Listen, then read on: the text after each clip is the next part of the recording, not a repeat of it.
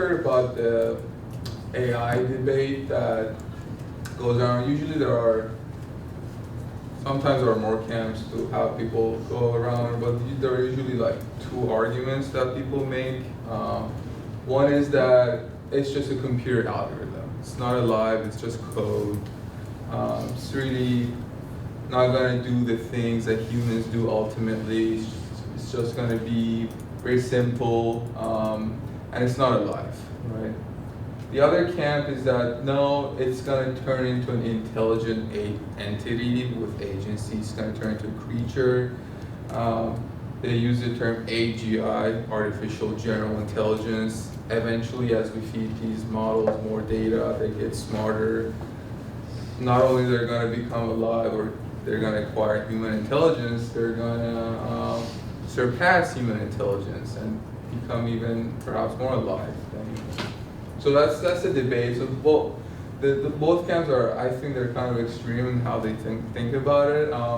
So maybe this talk was trying to argue a little bit is that is there something else besides these two camps, besides these two extremes? And maybe the question is, what kind of science are we dealing with here? What is the science of AI? And one thing that clarified for me, my colleague Terence Sapien talks about this, he calls that what the AI models are feeding on is they're using human fossil patterns. What I mean by fossil is that they're using all the information and data that we put out there in the form of books, articles, sheet music, internet posts, and they're finding correlations between all the data and information that we put out there. It's a human behavioral pattern correlation finder. So that's what it's doing. And as we can see here, on the right side is the fossil of a shell of an actual organism. If I have access to this, there's probably this is correlated to the living being, right? So there are useful information I can find from this fossil that I can use to gauge what the actual behavior of that animal was, and it's correlated to that animal, but it's limited, right? There's not a lot. Probably I couldn't actually build that living organism from the fossil, although I could simulate the behavior of the shell or how it walks, a lot of things like that. So you can simulate intelligent behavior without actually knowing the principles that supported that living organism. And you could think about AI as doing something similar, right? Like that person sat down and created that painting with all the emotions and all the things that support a living being to do the things it does, and creates a painting, which you can think of it as the fossil of that person's creativity. And what AI does, it picks up on that piece of content that that person created, and it could simulate that behavior, right? It could create what an intelligent behavior would be in terms of simulation, and that painting would be correlated with what we create or when we engage in creative activity. So, but it doesn't need to know how that person was living and how that person started to create that painting. Doesn't need to know. So if it can create a painting, doesn't mean it's similar to to the actual person that created it. The same way I could use the patterns of the shell to simulate how the animal walks, doesn't mean I know actually how it does it. So it's a correlation finder.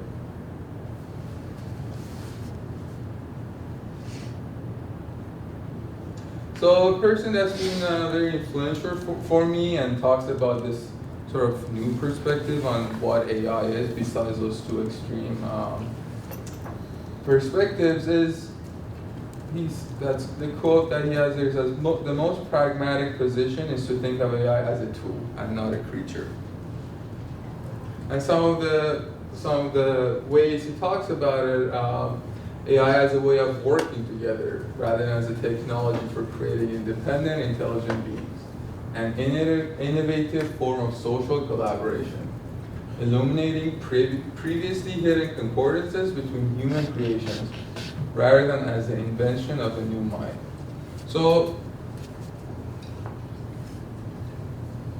now this way of talking about AI is interesting because to me it's a little healthier than thinking about it as whether it's just a piece of code, an algorithm that has nothing to do with us and our physiology. And usually when people think about it as just a piece of code, usually there is some sort of toxic behavior that's created that way. They kind of don't like using it because they think it's going to replace them, or they think they're better than it. Or, and if they kind of admire it as an intelligent being, then that's also demeaning to human beings. So could there be a new perspective in which it's a tool that we could use to know each other better, know ourselves better, because it's found all these useful correlations between us. Can we use it in a way to collaborate better?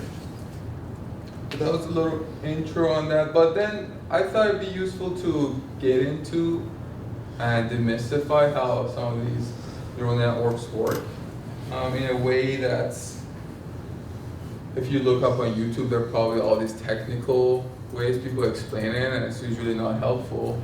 So what's the gist, right? So you could think of that yellow box as what the AI is doing. So you show it a lot of, for example, cat pictures, and it learns to detect whether it's a cat or not. How does it do that? So the way it does that is it picks up on the features that make up a cat, right? But they're usually abstract, even though I'm putting the actual like pieces of that. They find an abstract representation that respond when it sees another cat image, and the relationship between the features. So you can think of that as yellow box containing all those pieces of what makes up a cat. And when they call, so the new models use what's called a transformer logic. So that's what we call large language models. This is the technology that fueled all the latest AI models and ChatGPT. So that's what created the latest boom on AI.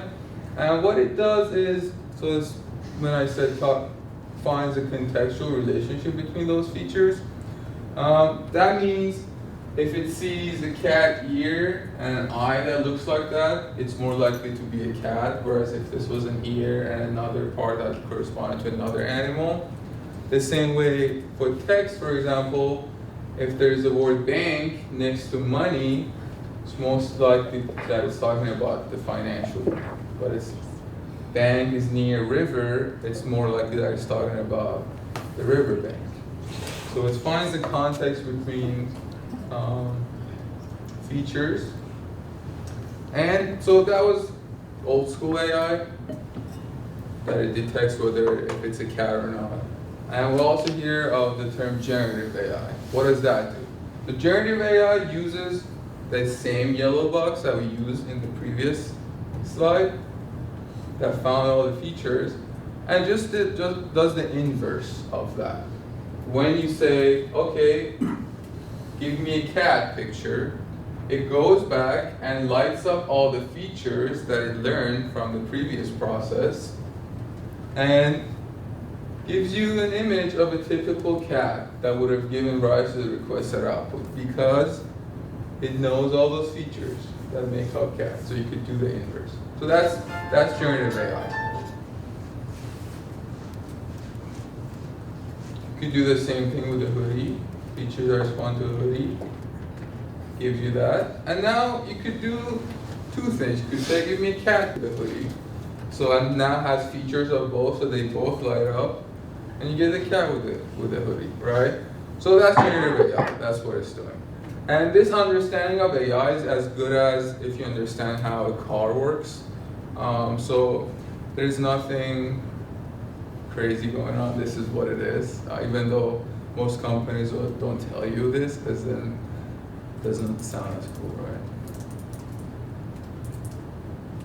And you could do the same thing with text. So when you interact with the text models, that's why you could like do creative things. You could give me science fiction written by this author, the style of another author. It mashes up all those features that it's learned, and it gives you the requested novel. So we talked about it learns the features here, like this. But we didn't really talk about how it's doing that. I thought it'd be helpful to get into what it's doing actually under the hood. And what's helped me to understand it really well is to think about it as compression and decompression. And what I mean, and we're all familiar with how in our computer we have the zip file, we could compress files and the size gets smaller, or we have different formats for an image. JPEG, we know it reduces the size, but it gets blurry a little bit. So what it's doing, let's talk about this image, for example, compressing an image, right? What it's doing is it's looking at the raw image and it's finding regularities within it, right? It says, okay, there's a lot of pink here, so maybe we could clump all this together.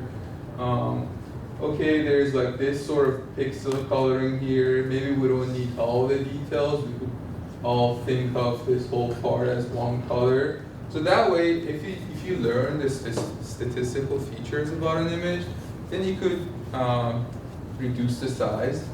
But there's some sort of learning going on, right? You could call it a little bit of that's smart, right? Because it's doing that. But it comes at the cost of blurriness. It fills the gaps using what it learned during the compression process. As you can see, it doesn't need to understand anything about the actual image. It's just using whatever features it has in a very flat way. It's good that it's gonna allow efficiency. You can send it easier. So it's fast, it's smart, but it's blurrier. The quality isn't as great, so there could be some, right? Like if you looked at this, you'd miss out this sort of sunset environment there. So there is some cost to it. So I want to argue that AI, what it's doing, is sort of a compression. And you can think of it as a compression of our whole data as a whole. So it's learning the statistical relationships between all the training data. When you decompress it, meaning you're requesting you're giving an input and requesting a response from it, it's you could think of it as filling the gaps, the same way the JPEG image is filling the gaps using the statistical relationships that it uses. So it's learned all these recipes for the correlations within the data. But again, doesn't need to really understand what's going on in the data. Actually, it's just correlations, the same way the fossils were correlational. And what they call as hallucinations are compression artifacts, the same way there was a sunset there and there wasn't in the compressed image, because it fills the gaps anyway, even there wasn't any information there. And like some examples here of why that sort of compression is useful and sounds powerful for these sort of systems. Because if it goes through a book of principles of economics, and it learns that a lot of concepts are fueled by supply and demand phenomenon, right? Then you could summarize a lot of the pages if you understand supply and demand, right? You're going through the physics textbook. If you learn force equals mass times equation, you could summarize a lot of those texts. And something more sophisticated, perhaps, there are now predicting protein shapes. This is actually won the Nobel Prize this year on chemistry. You could predict protein shapes using the sequence of amino acids. The AI is really good at doing that. Again, it's finding this little trick, this heuristic, for how to create protein shapes. Now, does it understand proteins, chemistry, physics, mechanical engineering? It doesn't understand any of that. But as long as it learns that there are these correlations between the patterns of amino acids, it can get a good estimate of what the actual content would have been. And you can think of it as similar to how the cat was generated, right? Because if you learn what makes up the features of the cat, you could do this inverse. So you could think of this as sort of generative AI. And these as the features. So in the cat example, these would be the whiskers and the eye, right? So we talked about compression, decompression. Okay, you're like, what's special about that? Okay, computers do that, JPEG, that's how it works. But is biology doing that? And what I want to argue is that actually that's pretty much what DNAs do, right? DNAs are compressed forms of our bodies that cells then during development, when they interact with each other, they decompress it. And it contains all the regularities and patterns and recipes and features that are important to make up our bodies. The code, the ACTG, whatever, it's correlated with our bodies. It's not it, but it's correlated, right? Actually, the codes, like if you have the genetic code on this table, doesn't know anything about our physiology, right? Without interpreting it, without actually putting it into work, doesn't know anything about what's going on in our body. It's just code.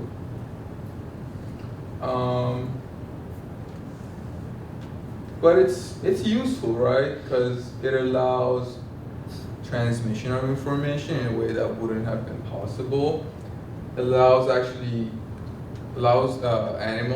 organisms to be creative, right? Because it mutated, it could experiment with it. It leads to evolvability, creativity. So it's useful, and so that's why organisms use that kind of logic.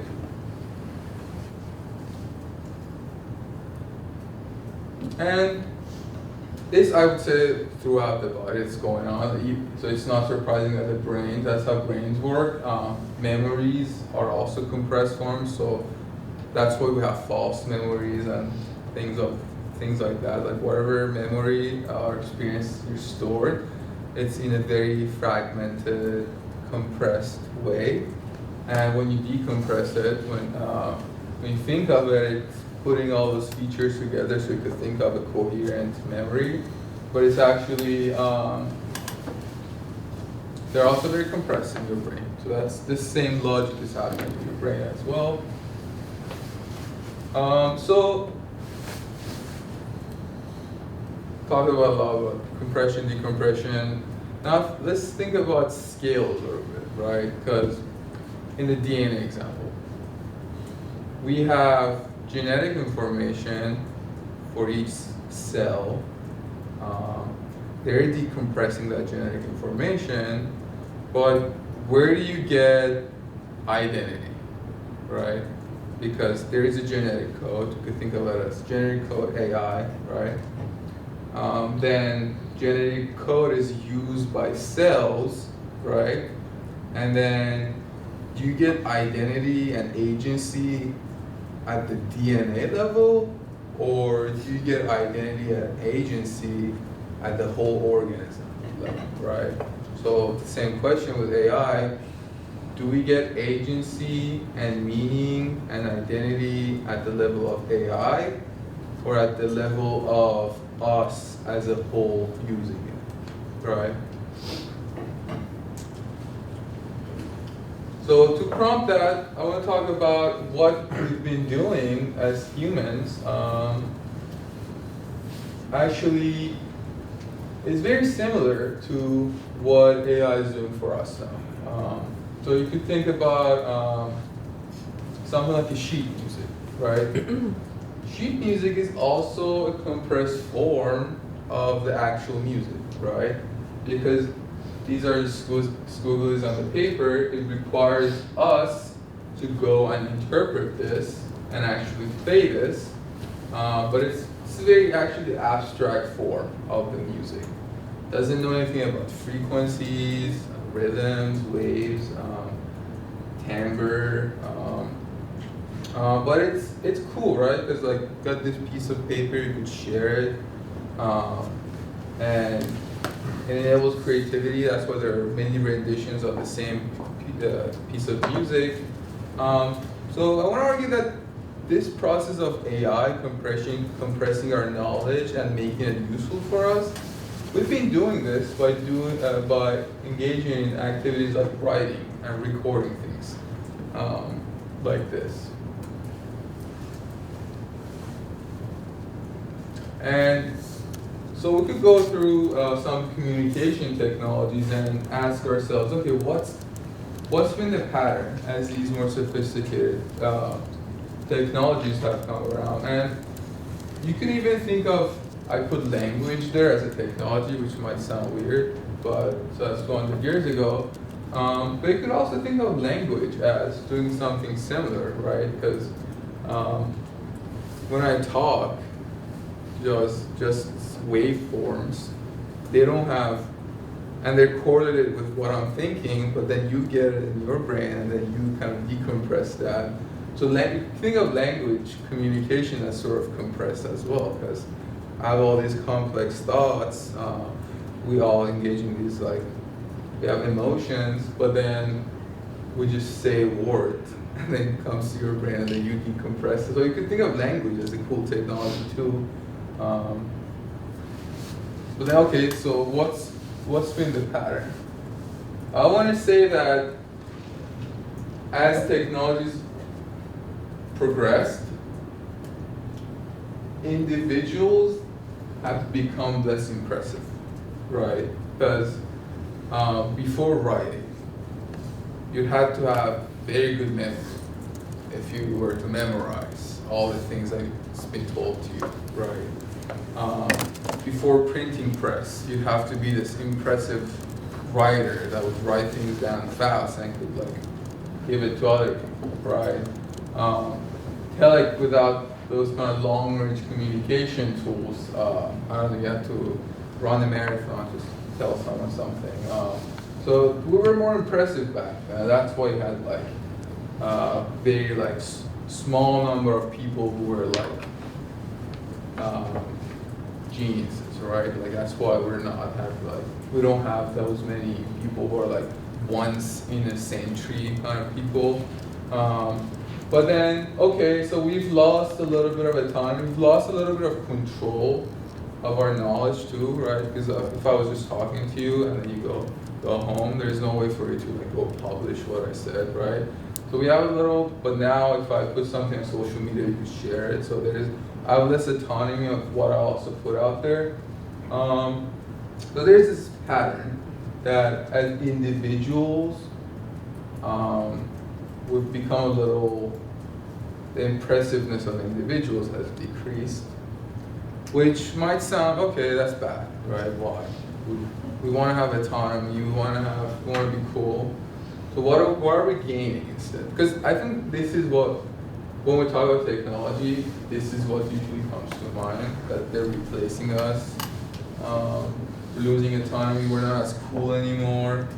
Technology is taking over, faster, better, smarter. So I think what's happening is we're becoming cooler as a collective. I think we're becoming more impressive as a collective. And this sort of technology is affording a lot of cool things for us, right? Like printing press, it enabled a lot of revolutions like the Renaissance. wouldn't have happened without just pamphlets and things like that. Telegraph, like it enabled diplomacy on a global level, telephone, long-range communication. You could think of radio and with like television and entertainment. So as there is no argument, there is no debate on that. I think that as a collective, we just became way more impressive. So, and it increased creativity, right? Like, look what happened with writing. I was reading somewhere like the Greeks were actually really worried about writing. They thought we're gonna lose our memory, we're gonna become unintelligent.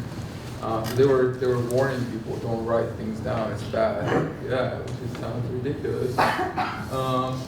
But look what has come out of books, right? Like how much creativity it's enabled. Because you can write something down, someone else reads it, can add to your word. You can't do that with oral communication, right? So it increases individual creativity. And if you think of AI, right, like on the extreme end of it now, not only do you have access to that all knowledge that's ever been, but at your fingertips, but you could also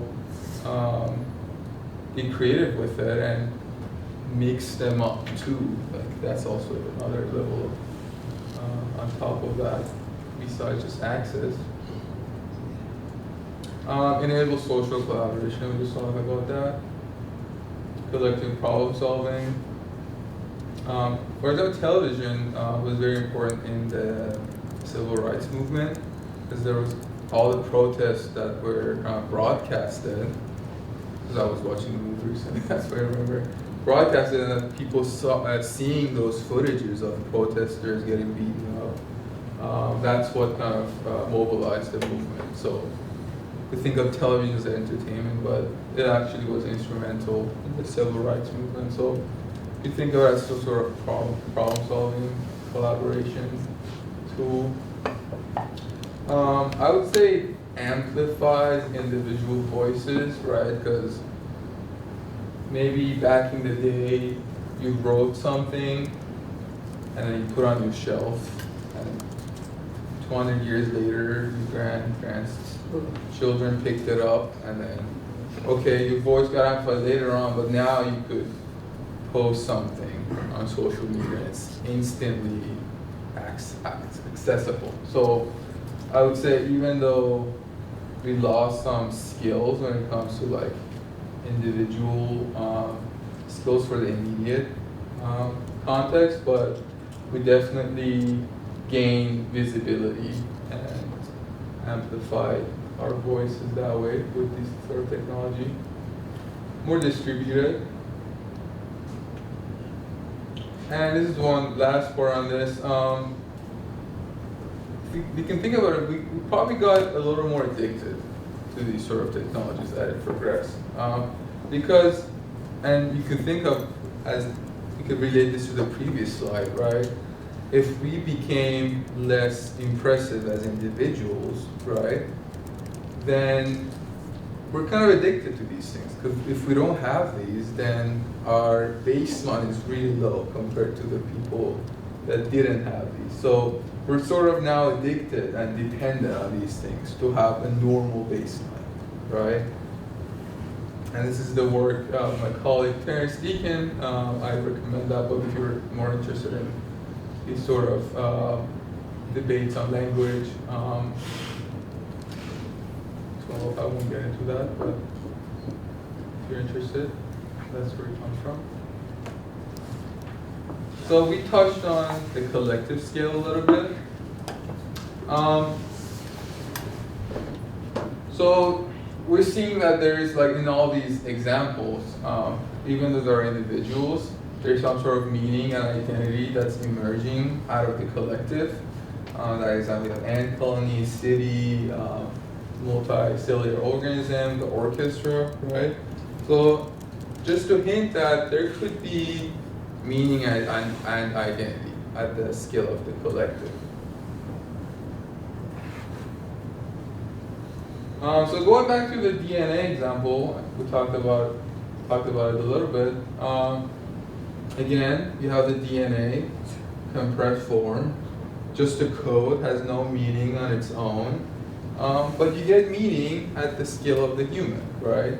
So wouldn't it be funny if we talked about, if DNA was a technology that bodies were creating, wouldn't it be funny if we talked about the code as creating AGI or intelligence or surpassing the intelligence of this baby here? Like, it'd be a little goofy to talk about it that way, right? Like comparing the DNA code to the human being, right?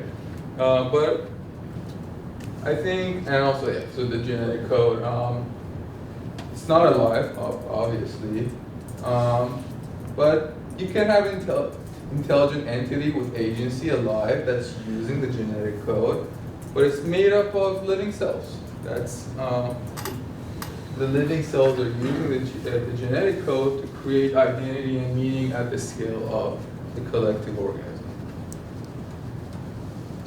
So now going back to the AI question, right? You could think of the computer algorithm, the AI algorithm and model as not alive, of course, right? Like the 6th example.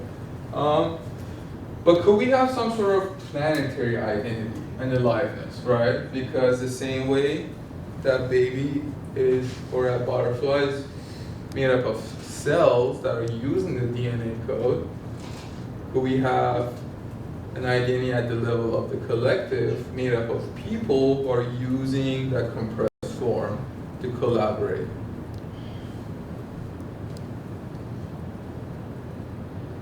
So you could think about it a lot of this way, and you could have planetary identities when we as humans come together and use the compressed form out there to create some sort of identity and meaning at the collective scale, right? The same way that the DNA allowed all these cells to collaborate with each other and create the living organisms, can we use the compressed AI that's use all of our knowledge to create all these patterns, and we use that to create some sort of meaning at the collective scale? And now another example, you could, going back to the sheet music, the sheet music itself has no meaning, right? There's no sound to it, right? It'd be silly to compare the sheet music to the orchestra, right? What's happening is the orchestra is made up of people and their creativity that's using the sheet music to create meaning at the level of whole orchestra. So going back to Jaren, AI is made up of people. And it's the people that should be the focus, not the actual code. And the meaning emerges when we come together, collaborate and create, and we could, as a result of that, we could have a living and thriving ecosystem composed of humanity that's using all our creativity of individuals and value that and use that as a social collaboration tool. So as you can see already, this is a little shift on the human using AI rather than AI surpassing us and replacing us. And this concept of living, thriving ecosystem composed of humanity, some people call it the noosphere. We're familiar with the geosphere, the biosphere. It was a term coined by two scientists, Teilhard de Chardin, Jesuit priest, and Vernadsky, Russian scientist and chemist. They came up with this idea that out of the human activity, there is a layer of thought that's emerging at the level of the planet. And you could think of that as sort of all those technologies that we've built. So we're going through that slide that's helping us thrive better as a collective. Like it's increasing collective impressiveness and problem solving. So you could think of the noosphere as the mind of the Earth, the mind of humanity as a whole, that's helping us become cooler as a collective. At the end, we should maybe reflect on kind of coming back to our current discussion on AI, and people are talking about it now. What can we say is different in this framework? One thing that Jaren talks about, for example, is data dignity. Again, this is all focused on this quote, like not losing the sight of humans, right, and social collaboration, right? So one thing with data dignity is that AI models compress forms of our data, right? And they're charging people for the data that we put out there. I think that's a form of theft, right? Like, if you put a painting out there, if you wrote an article, if you create a piece of music, and this crawls on your data and then uses it and charges money to give them cool outputs, right? I think you should get paid. Again, but it's interesting because, okay, it has that aspect where it's stealing your data in a way, but it's also, if you care about kind of contributing to collective problem solving, if you put an article out there, then it uses your thinking to now give better answers to people. So it's amplifying your voice in a way, but there should be acknowledgement. They need our constant feedback and creative input. Maybe that's also something they don't talk about as much, but they're actually paying people to sit and think and solve problems. These companies, that's what they're doing. So they actually need, it's not like we create it and we can leave it and it's intelligent. Like, they need our constant creativity to keep going. I think the creature rhetoric is misleading and maybe deceitful, right? But something that it does, if they talk about it as a creature, then the companies can say, hey, it's just AI. It's this independent mind that's using your data. So it allows companies to put the blame on the creature, not themselves, as an entity that's engaging in these sort of tasks.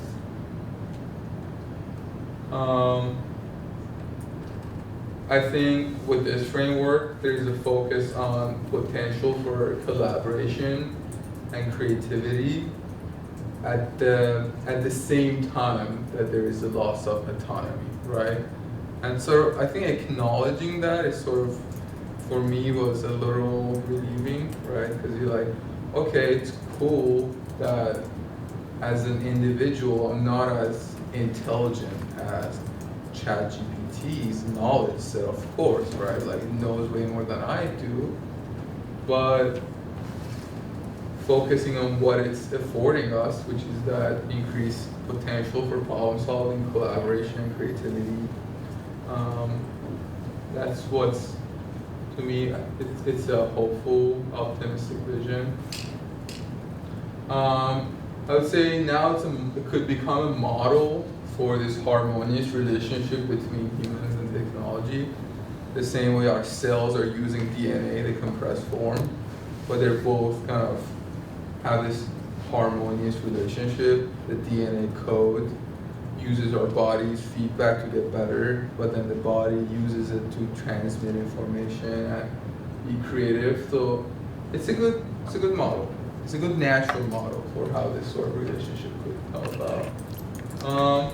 And it could lead to a renewed sense of purpose, I would argue, and security in that sense, if there is this harmony between humans and technology.